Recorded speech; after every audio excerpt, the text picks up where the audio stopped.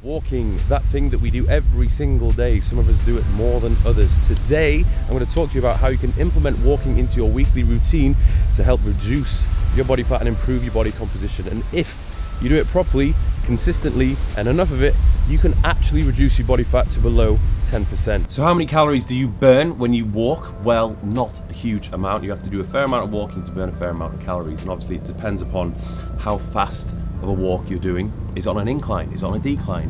How heavy are you? How much muscle mass do you have? If you have more muscle mass, you require more fuel, more energy to actually take each step. So there's a lot of variables which will determine that, and obviously the tracking tools to measure how many calories you burn aren't really that accurate, so you kind of have to just take them with a pinch of salt. I did an experiment a couple of months ago where I tried to figure out how long it would take me to burn 100 calories just by doing a very casual walk.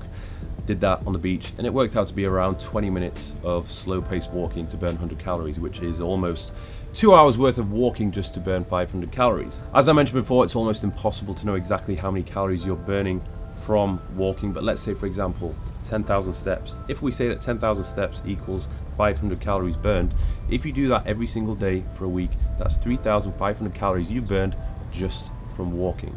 Okay, let's say, for example, you manage to bring that up to 20,000 steps a day, 1,000 calories burnt each day, 7,000 calories burnt per week from walking. Obviously, nutrition is going to play a critical role in determining whether or not this is going to work for you. Okay, you can do all the walking in the world. You can be walking all day, every day, but if you are over-consuming too many calories and you're not allowing yourself to be in a calorie deficit, then you're not going to lose weight. If anything, you may even gain weight. Okay, so this is when tracking your calories can be very effective. Not everybody has to do it, but it can help. One of the biggest perks of walking is that pretty much everybody can do it, unless you are stuck in your apartment and you're locked down, you're quarantined, you can't leave your house.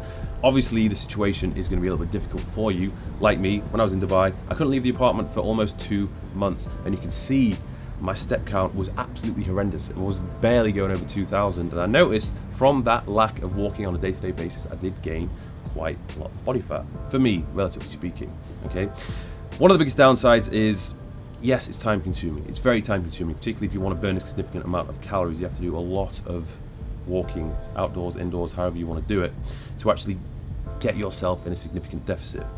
You could potentially go onto a treadmill, set the incline, and increase the pace to get your heart rate up. Yes, you're going to burn more calories, and that's an easier way to do it. We just want to make sure that you don't overdo it. When I do it, I try not to get my heart rate above 140 beats per minute, because for me, if I want to maintain my size, I don't want to be overdoing the cardio.